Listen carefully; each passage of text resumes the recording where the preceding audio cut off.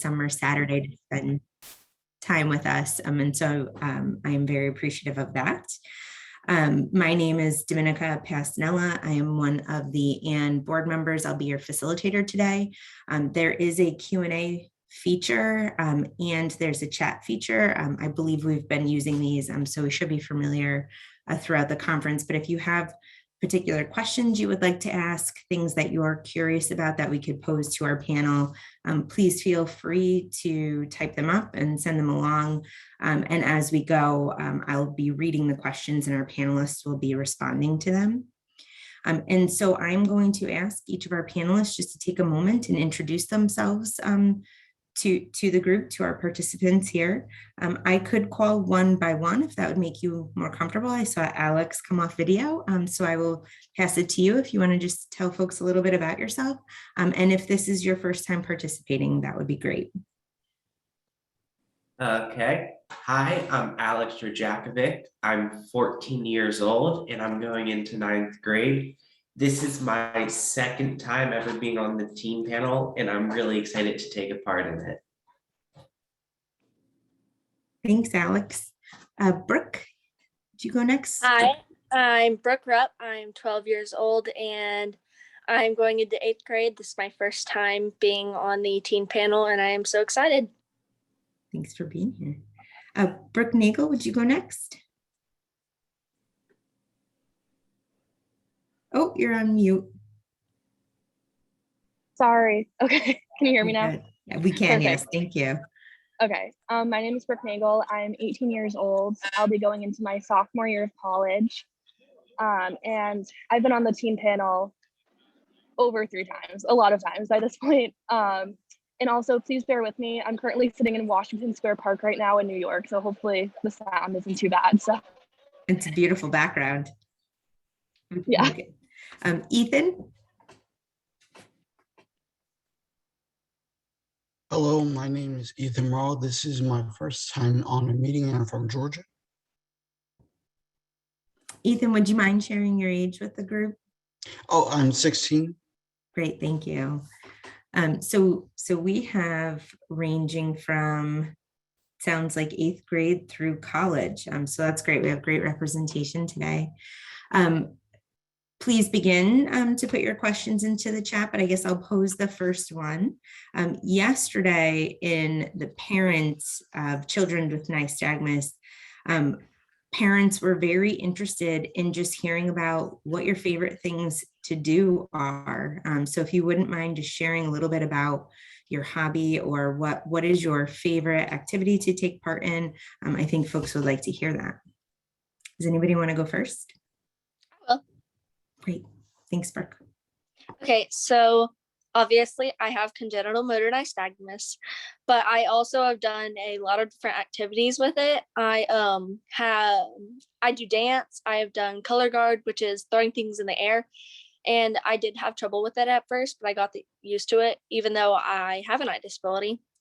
I do art, which also is super fun because I can express myself through that. And I like playing outdoors and swimming. And yes, it's hard to see sometimes, like in the water or outside when you're playing with your friends, but I can still do those things easily. Thanks, Brooke. The other Brooke, would you go? Yeah, so I also love to paint. I like going on hikes by myself. In high school, I played tennis and soccer. Tennis was obviously a little bit of a struggle, but I got onto it and I really enjoyed it. I love to travel. Last year, I did my first year of college in Hawaii, which really like opened my eyes up to travel. So I just love like exploring new places. And yeah, just a lot of different things. Great, thank you. Alex, would you go next? Okay. I like to bike around my neighborhood and go biking off-road. I also really enjoy going to the pool and beach and swimming with friends. I also have played in sports like basketball, and I used to be on a swim team. Thank you. And Ethan, would you share?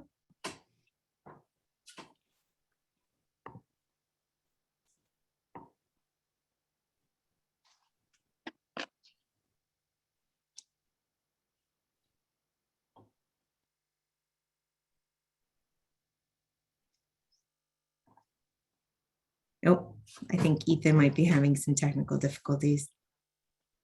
If you want to pop back on, we can circle back to that. We do have our first question in the chat here, and I think I'm going to generalize it a little bit. I think folks are wondering if you've had any sort of treatments with nystagmus. So I'll put them in a broad bucket, but glasses, surgeries, vision therapy, and your experiences there, and what advice you might give other kids who are going to go and do similar things.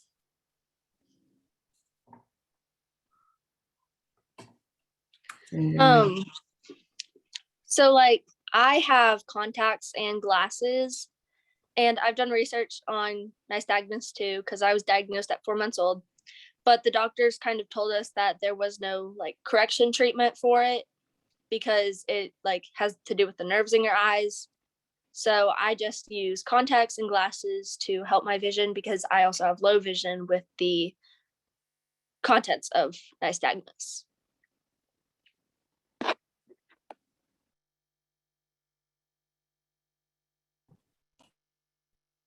Would anybody else like to share? I can go. Brooke, do you want to go first, and then Alex? Okay, sounds good. So I also have contacts. I've been wearing contacts ever since the 4th grade. When I was little, I had an eye surgery just to correct my head tilt, which I still do a little bit just when I'm trying to see things, but it used to be really bad. And then other than that, we haven't really done much. When I was around 5th grade, I had a major vision like decrease. My vision just got way worse really fast for some reason. We're not really sure why. So I found a lot of tools that helped me during that. So for a few years, I used TV goggles, which were just these big chunky glasses that magnified the TV, or it could do all other things. So those were really useful. Yeah, that's pretty much all we've done. Thank you. For me personally, I have never had a surgery yet, but I am wearing glasses and I am hoping to get into contacts later this year. But I also have worn glasses, I think, since I was 3, so I'm used to them. But I'm excited to try new things with nystagmus, and as new treatments come out, maybe in the future, I'll do surgery. Great, thanks for sharing. Ethan, I saw your message that your technical difficulties are resolved. So do you want to share with folks what you enjoy doing? And then if you'd like to answer this question too, but I think we should start with that one. I mostly like to draw for summer activities. And for the question though, I haven't had any interest in any particular surgery. There were surgeries out at the time, but none of them interest me because they were like preference I had. Like there was one involving the one that affected peripheral vision, and I prefer to keep my peripheral vision the same. So thanks for sharing. So another question that we have, wondering if you have any tips or tricks on the classroom setting and being in school that you might share with younger kids, or if you found any tools particularly useful to use at school.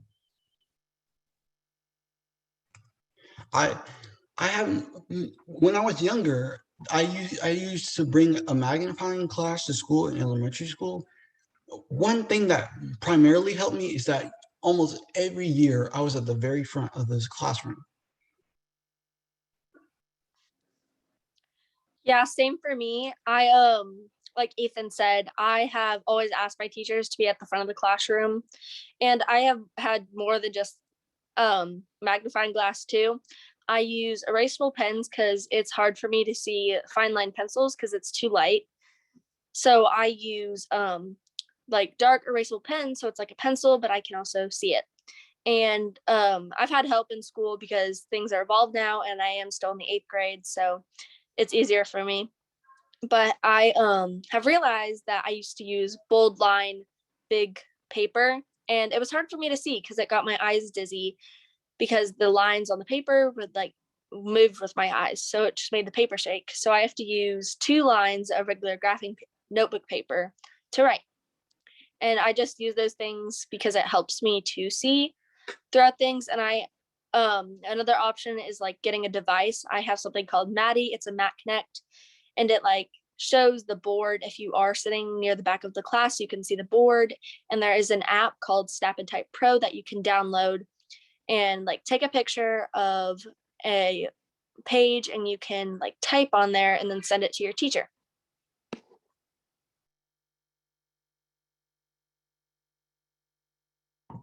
Thanks for sharing those. I realized I was on mute. That was helpful. Anything else? Any other tips or tricks for school or useful tools? The most, can you hear me? We can, yeah. Okay, sorry. Perfect. The most useful tool I've used in school is just my phone. I found that even if I am sitting in the front of the classroom, it doesn't matter. I still can't see the board. So in high school, everyone in my high school had an iPad anyway, so I used to always just take pictures of the board. Now I just use my phone. I mean, professors don't really care. In high school, teachers didn't really care either. So that's just the easiest thing for me, because again, even if I am sitting in the front, I still can't see it.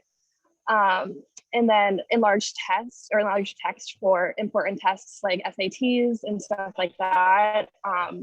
The booklet is huge and it's kind of wonky to work with, but definitely necessary for very long tests like that. Thanks, Brooke. Alex, you came off mute. Do you want to share? Yes, one of the similar to the others is my school offers a touchscreen Chromebook, which makes it a lot easier to easily just blow things up by zooming in with your hands, or sometimes navigating around because the mouse can be really small. I also like having the ability to now enlarge the font size now that I can use a Chromebook, so I can take tests and do worksheets on the Chromebook like most people, but I'm able to enlarge the text and even change the color of the text to make it more, or make it easier for me to see. That's great.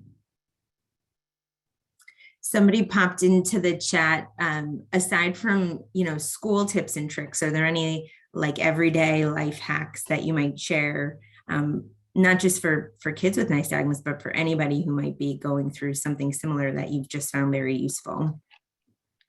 So like I have a very busy life.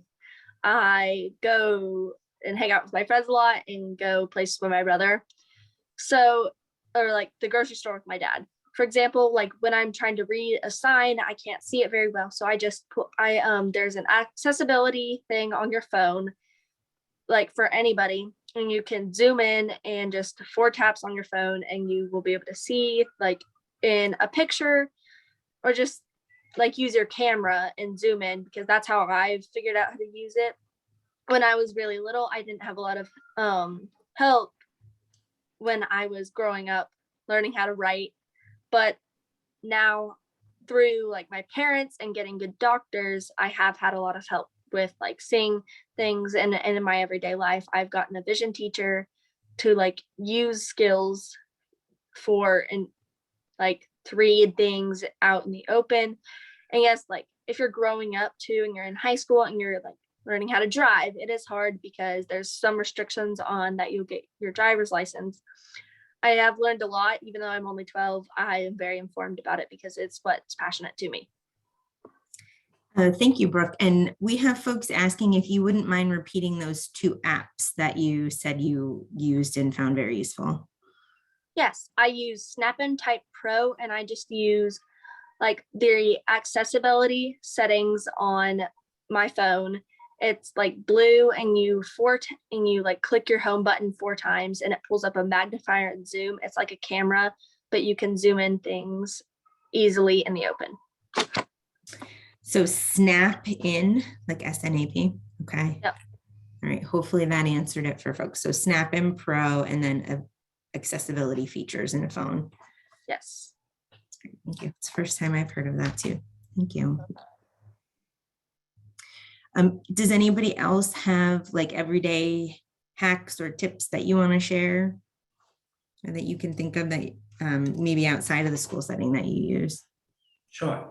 One thing I do is I call it kind of like a mini focus break of when I'm reading or writing or working on a computer for a long time. I like to every 10 or 20 minutes just look up, if it's even just looking at a wall or looking away, just to give my eyes a second to refocus and kind of almost slow down and re-steady. And it can be as small as just looking away from your screen or your book for a second, or it can be as big as kind of taking a walk, but just giving your eyes a second to readjust. And if their eyes are kind of moving back and forth quickly, kind of get them a chance to almost slow down and recuperate. That's great advice, Alex. I think especially for those of us who have been working remotely, who don't have nystagmus, I think that's a great tip for everybody to learn from. Thank you. Ethan, anything you can think of that you'd like to share in this space? Not much in particular, but when it comes to sports, definitely do not wear regular glasses. Sounds like you have some experience with that. I do. Multiple times. My glasses have broken. Do you wear something else or do you go without? I have gone without before, but right now I have these glasses specifically for sports. Okay, Like it's the so same they- type of lens, but like it has a protective frame. And is it a similar type of a frame or more like goggles? More like goggles. That's great. They don't fall off easy either. Thanks for sharing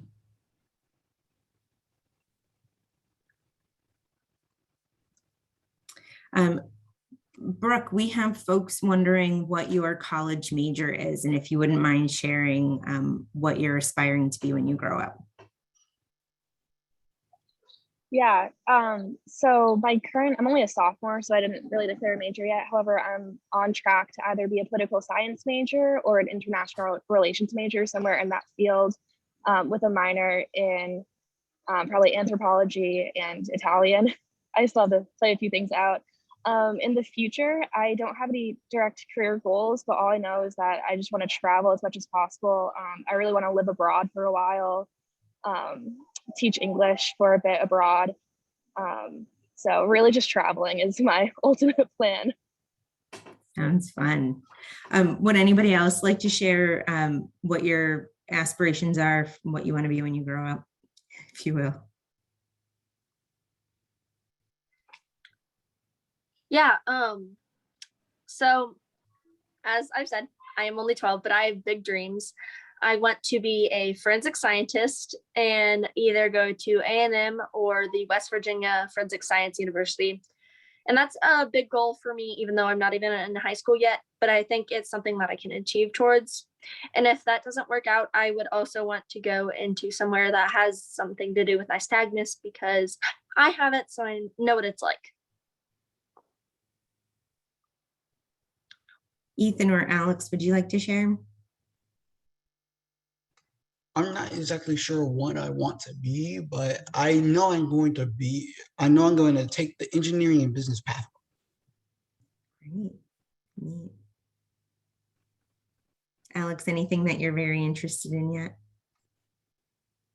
Yeah, I was waiting to go honestly because I'm still thinking myself, like right when you asked the question of kind of coming up. But one field I'm interested in is environmental sciences, which I'm really interested in the field. I know kind of as we continue, there's more and more jobs appearing.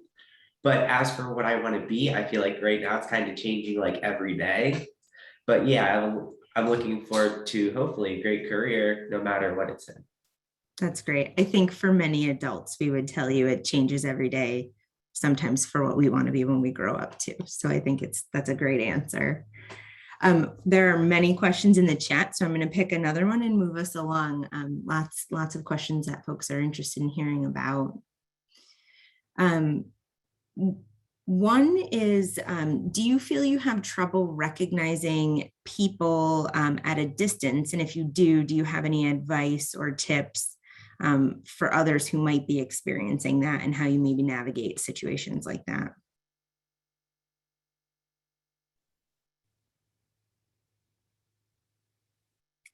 I guess I'll start by asking, does anybody feel like they do struggle to see folks or recognize people from a distance? I definitely do have trouble recognizing people. I work at a daycare, which means that I need to know all of the kids' parents, and I end up having to ask them every single day because I can just never recognize their face. Like close up, I usually can, but from a distance, not really. I do find that I can usually figure out who the person is, if they're like a friend or a family member, or even just like someone who I went to school with, just by their posture, which seems odd, but it's just something that I kind of figured out, or the way that they're walking or how loud they're walking, which is something that I didn't really learn. It's just something that kind of happened. And then usually if so like, for example, today I'm in New York with my friends, I made a mental note of like what color shirt they're all wearing. So if I'm in a store or we're on the street and I lose them, I can hopefully find their color and walk to them. So I definitely do have trouble, but you kind of just adapt to it and it works out. Thank you for sharing that. Anyone else want to answer before we move on to the next? Yes, I think I also definitely can have trouble identifying people. But one thing that helps me is I kind of have like a little thing I remember about each person, whether it's they're always wearing like the same shirt, or they have something like a certain hairstyle, but it's like I use little things and I remember it about the person. So when I see them, I can identify them. Because sometimes if someone just yells, "Hey, Alex," it'll take me like 2 or 3 seconds to recognize who they are. Just because with nystagmus, it makes it like, it's like a little delay for me. See, I try to use little like triggers or little things about their personality or physical features to identify them.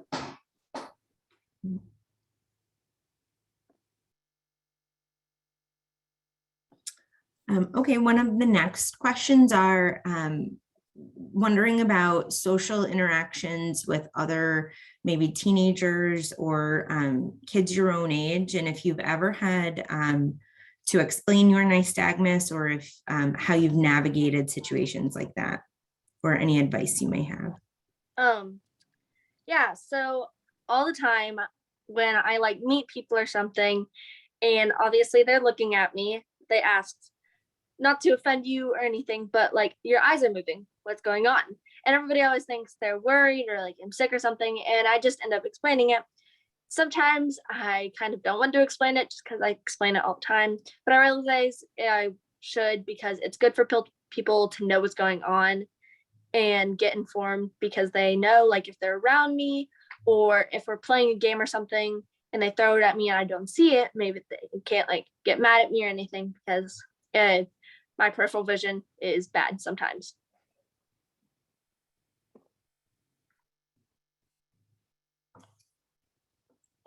Would anybody else like to respond to that one?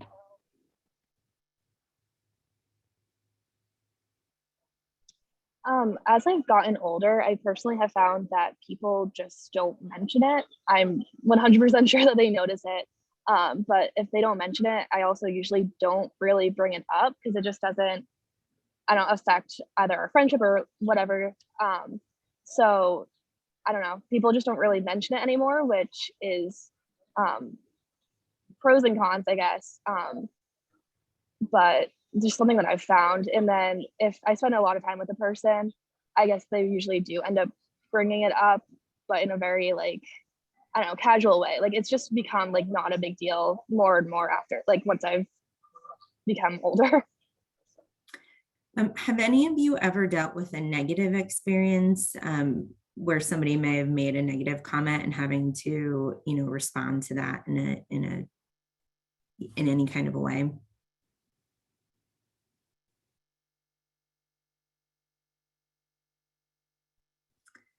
That's awesome. So I think it seems like none of you have, which is I think great for folks to hear, and so that's great. Other questions that we have here. let's see. So Ethan, somebody's wondering if you had your sports glasses, if you would show them. If you don't have them handy, I think that's okay. But somebody is wondering what they look like. And I don't have them right this. I don't have them on me right this moment, but I can go upstairs and get them. I think that's it's probably okay. You know what? We could share maybe an image or a link or something after the panel so folks can have an opportunity to know that they exist and maybe the kind of questions that they would have to ask to get them. So thank you. I appreciate that. While we're on the glasses topic really quick, I have glasses, but I also choose to wear contacts because when I was wearing glasses, I know some kids, it's hard for them just because like when I was wearing them, it seemed to make things smaller and I have to go back every year to get like a new prescription to make sure my eyes are okay. Like I would see over them. So now I wear contacts, which has helped me a lot more and I don't have to worry about glasses falling off my face. Or when I am doing sports, I don't have to worry about them too. So that contacts are also another option for anybody too. And Brooke, would you mind sharing with us like any tips you have about getting used to wearing contacts or, you know, if that was a struggle for you at all, or if it was just very easy to put them in? Definitely. Yeah. So when I first got my contacts, where my mom was telling me I was getting contacts, I was so excited because I really didn't like wearing my glasses. But then I went to the eye doctor and they said you had to take them out and put them in before we could let you leave, just to make sure you have it down and ready. Because the thought of touching your eyeball and putting something in your eye is very weird. So it took me forever. And I just realized that you have to figure out like whatever is comfortable for you to put them in or take them out, because it's really you who is having to do the work for it. I do it every day because I wear dailies. I find it better for me. But yeah, it's just, I had to get used to it and just make sure I kept up with them when I go on vacation stuff. I have to make sure I have them or else I can't see. Great, thank you. If I could add to that real quick, I That'd be wanted to great. say I agree completely. I'm actually just about like I'm getting ready to get contacts in. I went in it's definitely a learning curve. I went in the first time and I had never done it before, so I actually couldn't get it. So I'm going back to try it again because it's definitely like you can't just, it takes practice to stick something in your eyeball. I mean, few people, hopefully, there's some people who can easily do it the first time, but it's definitely, it can take a couple weeks to a couple months to just get used to putting a little like piece in your eyeball every day. But I think it'll definitely be worth it in the end. Could I also add something to that? That'd be great. So like I said, I got contacts when I was around 8 years old, so like super duper young. So at first it was such a process to get them in. My mom had to I always like lie down on the couch. My mom had to put them in for me. It was a mess. And then probably like a year after I got them, I finally got the hang of it. I would recommend when you first get contacts, trying to practice putting them in and out without a mirror, just because it's super helpful to not need one, just because especially like in high school and stuff, you're just like running around everywhere. It's just so much easier to not have to have a mirror. I also have ocular albinism. So when I first got contacts, I had colored contacts, which just had like brown, like coloring on the outside. It was supposed to like help with the sun. I personally didn't love them because it sometimes looked like I had two eyes. I'm sure they're better. It was like 10 years ago, so I'm sure they're probably better now, but I just still personally don't have them. But that also might be helpful if you have ocular albinism. And folks are wondering what kinds of contacts you wear, if you wouldn't mind sharing those, whether they're hard contacts or soft contacts. And Brooke, I think you said dailies, but if you wouldn't mind giving folks a little bit of information. Yeah, so there's a bunch of different kinds of contacts. There's dailies, weeklies, monthlies, and I use dailies, but I feel it's better to use the little soft, flimsy contacts because they're easy to take out and put in. And if I use dailies because if like one rips, it's not a worry. And yes, they can rip, but just like if it does, don't get worried. Just be careful taking them out and then put new ones in. And I use the flimsy one so I can easily grab it and pull it out. And it's not like, because I've never used a hard one, but my mom uses monthlies because my mom, me, and my brother all have contacts. It's a thing in my family. We have bad vision. But I have just found that's my preference. So it really just happens to be whatever feels comfortable for you, is what I found. Great, thank you. Okay, I'm going to switch topics a little bit away from contacts and change. So I'm going to read this question. Do you have any tips on what you do when you interact with new people or experience new settings? I think we talked a little bit about people and questions and things, but how about new settings, new locations, places that you may go? Do you find it difficult to navigate? Do you have any tips for folks?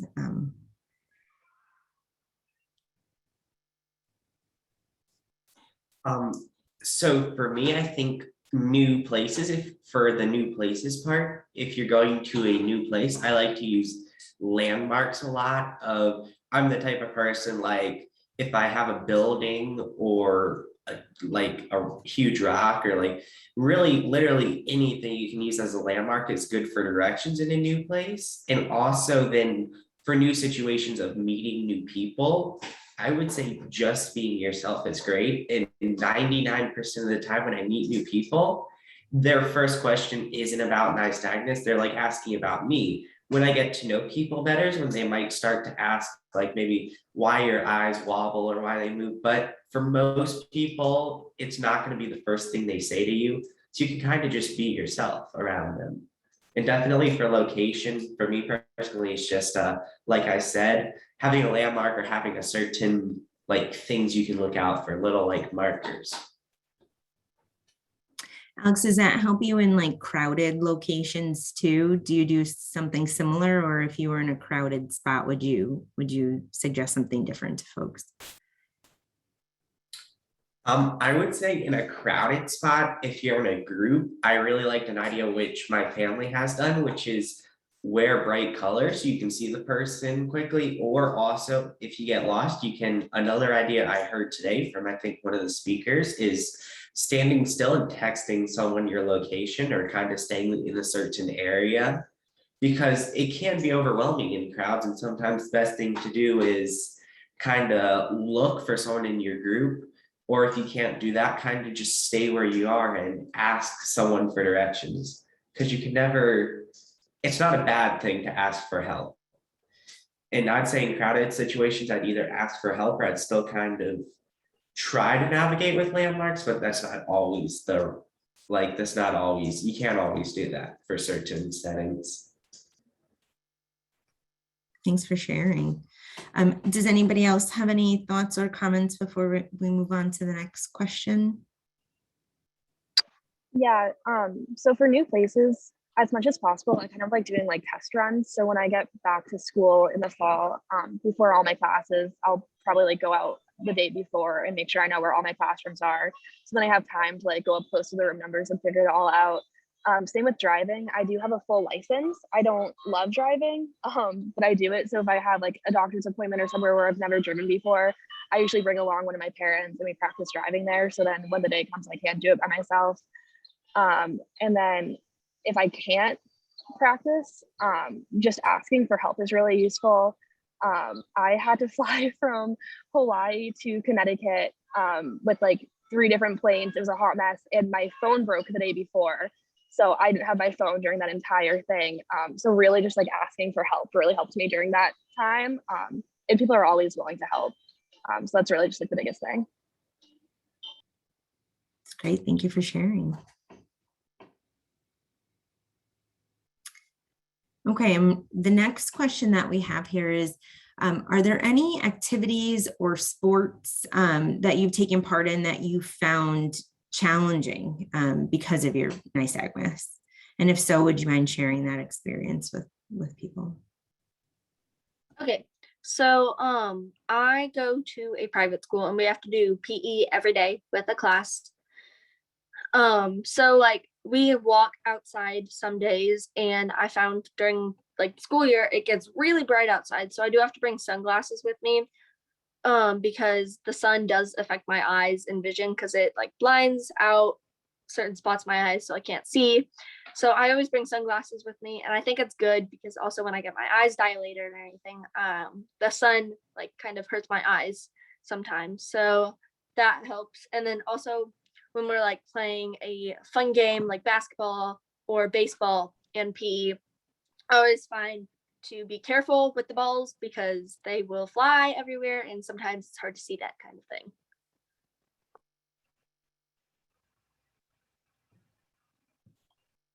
Would anyone else like to share? Yes. When it comes to the vision, contact sports is the biggest issue when it comes to like sports activities. Like if something's like being thrown at you, dodgeball, for example. So that's one of the main reasons why I don't do contact sports. I do stuff like track. And if I do a contact sport, it's going to be probably soccer because the ball is at your feet instead of like towards your face. Yeah, thanks for sharing that. Anything else you'd like to share? No, there's nothing else for me to share. Yes. Oh, I was just Alex, gonna say, I agree completely. I think specifically, it's not just ball size. I know some people, it's like the smaller the ball, the harder it's gonna be, but also the speed of a tennis ball and a baseball are about the same size. But a baseball, the pitcher may be throwing it at you really fast compared to a tennis. They're both fast-paced sports, but like, I don't think if I ever played like professional baseball or professional tennis, I don't think I would do that great because it's just so fast paced and it's such a small object to track. It just makes it really hard to follow with your eyes, and it kind of can overclock your eyes so much where it can give you a headache if you are really trying to like keep up. So yeah, sports like those are most difficult for me, the fastest paced and like with the smallest objects. Yeah, like I said, I played tennis in high school, and it was very difficult because I always saw the ball leave the other person's racket, and then it kind of like disappeared for a while, and then it dropped right in front of me. So it was definitely difficult. I enjoyed it. It was fun. Was not the best on the team at all. I have heard that for some people, oh, I'm sorry if you can hear that. No, you're good. I've heard, okay, I've heard that for some people, it's better if it's a different colored ball. So if it was like a neon pink ball instead of a yellow ball. I personally don't find that, but I have heard that a lot. I also played soccer, and with soccer, I find it very easy because you can kind of like track where the ball is by where all the people are running towards. So that's kind of easier.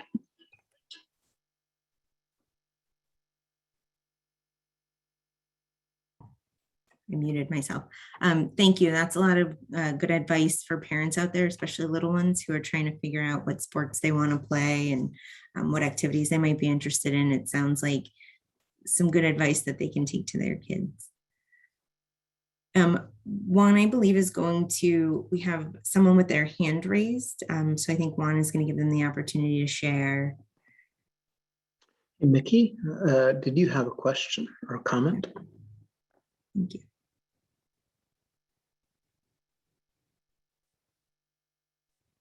Mickey, if you're talking, you are on mute. I did see a question or a comment pop up earlier when we were talking about contacts. If you wanted to share. Okay, yeah, I typed it in there, but yeah, I'm sorry, I didn't realize this was a webinar versus the other types of sessions. But anyway, if some people have problems with contacts, you could use the anything that touches it's called trigeminal. I looked it up, TRIGEMINAL, nerve. Dr. Deloso, I talked to him once about it, and I guess it might be, I don't know exactly where, it's somewhere in the brain, but it's not like anything invasive. There might be some therapies out there that can do that. And it just so that gets the sensation. That's what the contact lens does. It doesn't even have to be a prescription. but it adds some weight like to your eyelid or something. Because Dr. Deloso said when wind was blowing on his eyelid, he could see the ball better. So basically, anything that touches, there might be, like I said, there might be some device out there that touches the trigeminal nerve, something you just wear or whatever, maybe something very small, but that would do the same effect. And that way you don't have to, if you have problems with the sensitivity on your eyes, that might help. That's all. Thank you. Thank So you. for folks, it sounds like for folks who don't need the contacts for acuity, but are seeing the benefit for nystagmus, there may be some other options to explore.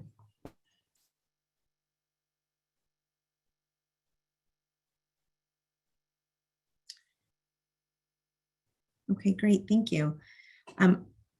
I will ask, is there anything that you feel like if you were a participant or a listener that you might want to hear or may have wanted to hear in the past that you've learned from participating in things like this? Because I know some of you have been coming for quite some time. Or advice that you would want to share.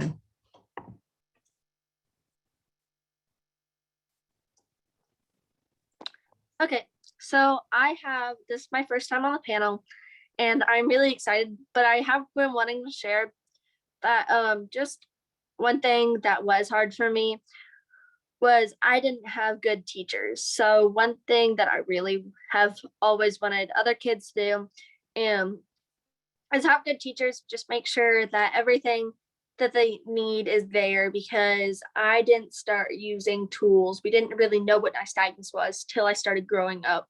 And that really affected me. But now I can like talk about it and make sure people are informed about it, which is really nice because I don't want people to not have the help they need.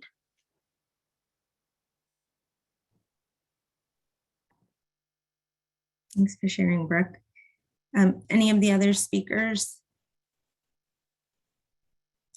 So we have approximately 15 minutes left. I'm wondering if we could go maybe one by one, if you would give maybe some words of advice or encouragement to like new parents, if you were speaking to a new parent or a younger child, what you might say to them about nystagmus or how it's impacted you.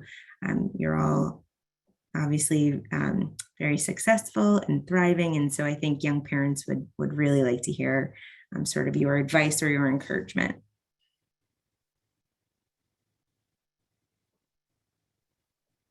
I can go first. I think my biggest advice would just to breathe and just relax and take a big deep breath.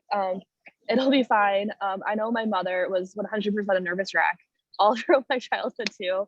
I think it's super frustrating from what I can tell as parents because you don't know what we can see, which is scary. My mother, when I got my license, I'm sure had a heart attack every single day because it's scary, you know.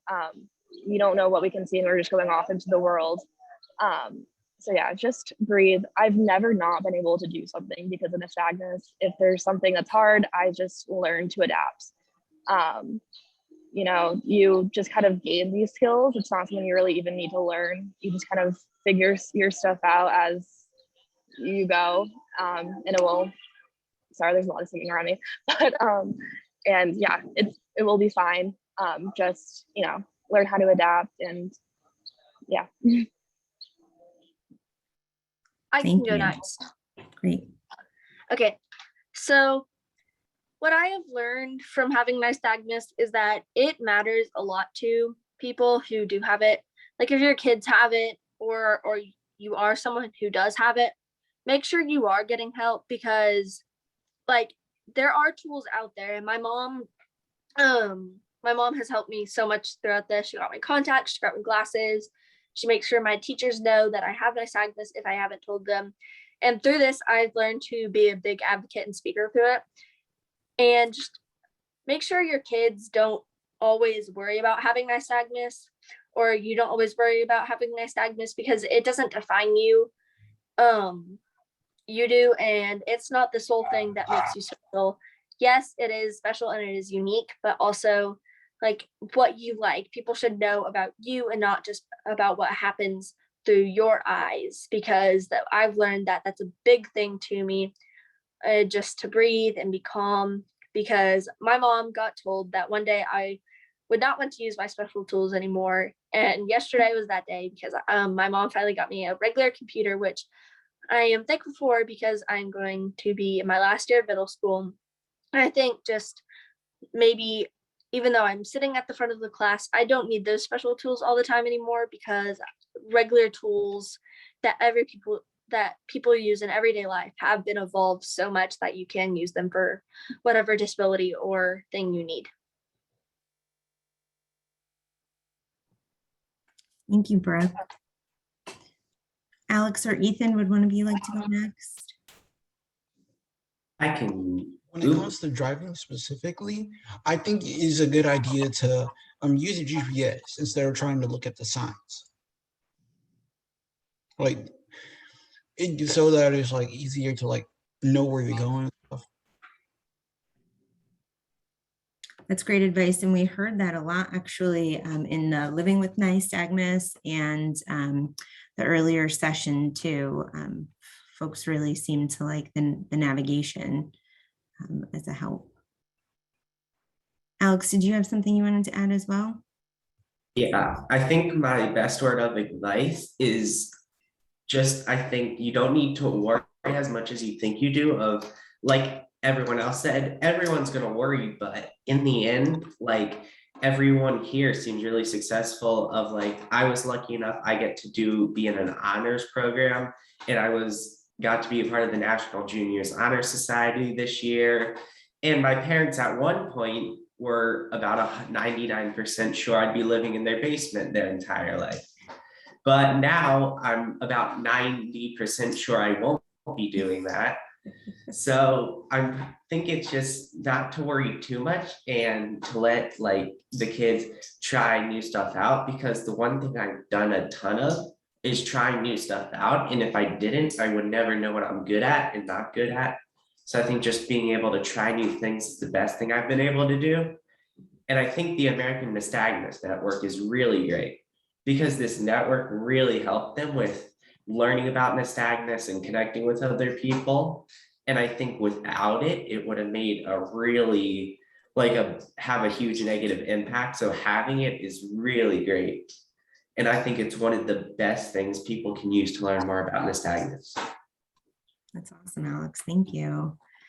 We did get a few more questions, and so we do have a little bit more time, which is great. I'll encourage folks who are listening, if you have a question and you're tucking it away, now's the time to put it in there so that we don't miss it and we can get to it before we close out.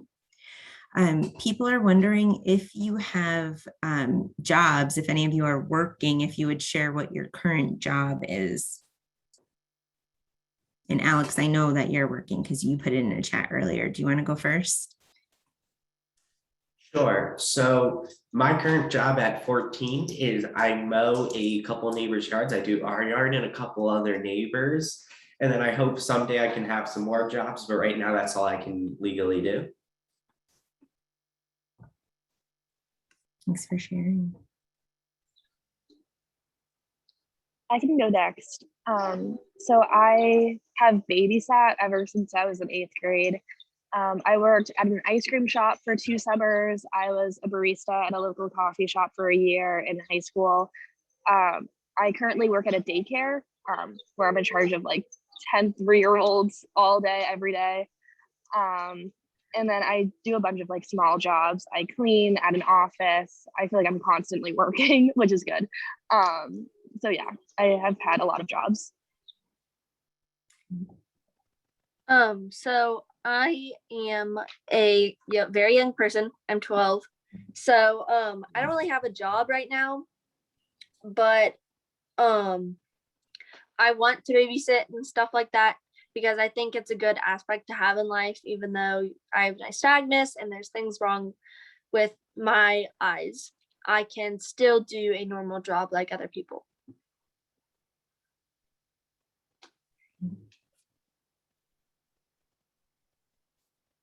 Thank you. Wondering, and I know you shared most of you should, like what you wanted to be when you grew up, wondering what you enjoy, like what your favorite topic to learn about now is. So I guess we could word that like, what's your favorite subject in school?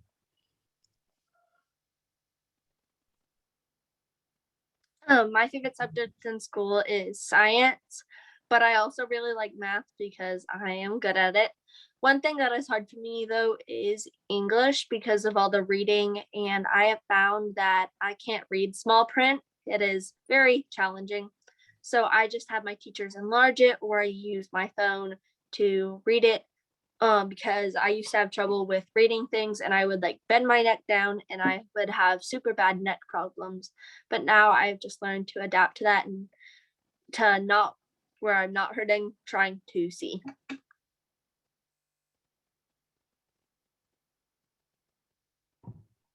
Anybody want to go next? My favorite subject growing up has always been English, actually, and it has kind of been difficult with books and just more. It's more through eye fatigue. I can see the print until it just my eyes just get too tired and I can't. I'm a big fan of audiobooks. I've been using those ever since 6th grade. I also am a big fan of e-textbooks, especially last year in college. I just found they were not only easier to use, but also way cheaper, which was like a super win. Because then you can blow up the font crazy big, which it's kind of funky to play around with, and like especially when we have to read like a few chapters a night.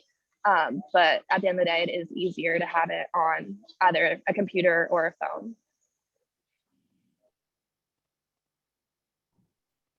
Ethan, you want to go next?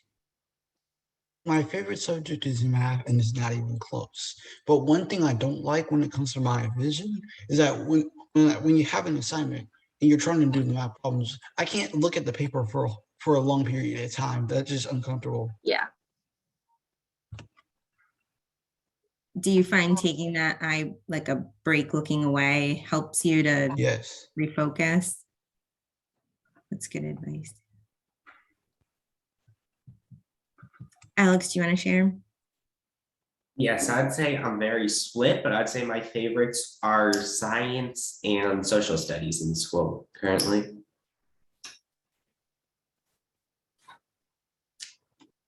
Thanks for sharing.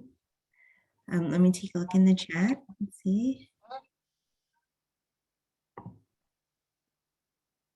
I think we've gotten to at least covered all of the topics in the chat.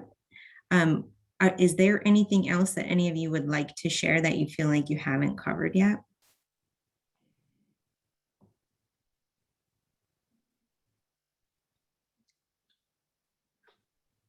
Okay, then. I do have something really quick. Okay, so writing is a big thing for me because I have terrible handwriting because I had trouble learning how to write because people didn't know about my eyes, so they had trouble learning or like showing me how to write correctly, and they just thought I could learn like everybody else. But no, you are different. So like learning how to write, it was hard because to form the letters correctly and just I didn't have help seeing those things. So like at home, if you are learning how to write or you have a little kid who is learning how to write, make sure you're working on them, like with shaping the letters and making sure they can see everything that they are lighting and lining things up correctly. Because once you get older, writing is a big thing. Like I have learned because my teachers always like, you have to get into class to be with like good handwriting, and there is exceptions like with disabilities, but I also know it's a good thing to have good handwriting. So Brooke, my son's handwriting is horrible. Do you have any tips or tools that you've used, or is it just kind of practice makes perfect? It's kind of practice makes perfect. I still don't have very good handwriting. So like if I'm taking a big like STAR test or anything and I can't see the bubbles on the test, for example, I have teachers fill it in for me after, but I also have to make sure that my handwriting is nice on the test so that they can read it, which I think that's a big thing. Even though some people might not have nystagmus, it's also a part of life, learning how to write correctly. Thank you. That was helpful for me in particular. My little guy is 8 and it's our biggest struggle. Does anybody else have anything that we didn't cover that you wanted to make sure you said before we ended? I think one thing I want to say to kind of all the parents and kids out there is on a completely different topic, but it's when you go to the eye doctors, the one thing I kind of struggle with is the reading the letters on the reading the letters on the screen or reading the letters on the board. And I realized even though I struggle with it, it doesn't define you, because I've always I think I don't do great under pressure, and that's my problem. But like the test score doesn't show what I can and cannot do, even though sometimes I can't read all the letters or some are blurry to me. I still love enjoying pretty much I can do anything my friends can do just as good as them. And it's just because the tests don't define you in life, and you can still try to do lots of fun stuff. Kind of going off of that, actually, this is kind of for older kids, I guess, but when I got my license, I went to the eye doctors, I think around 3 times for 3 different eye tests. The first time they told me that I would have to have a restricted license, and I was like, no way, I know I can do it. I need to be able to drive at night because I want to work, and usually teenage jobs, you end up driving home in the dark. So I went a few more times, and I finally got the right score for me to have a full license. And that's just because, I mean, my vision really does vary day by day, depending on how much sleep I've gotten, how stressed I am, just a bunch of different factors. So if you do go to the doctors to get a note for your license, I do recommend going a few different times if you don't necessarily get the score or the vision that you want. Oh yeah, that was actually helpful for me, because last time I went to the eye doctor, I was told that I would have to have a restricted license. Even though I'm super young, I asked about it because driving is one of the biggest goals for me, because my dad drives, everybody in my family drives, and I just want to have a job where I can drive at night. So that was also helpful, because I'm going to the eye doctor actually next week to get a vision check. So I have to go every once a year. And I used to have to drive all the way down to Houston for a vision specialist, but now we find one here, and it's just super helpful to have. Awesome. That was great advice. Anything else you'd like to share?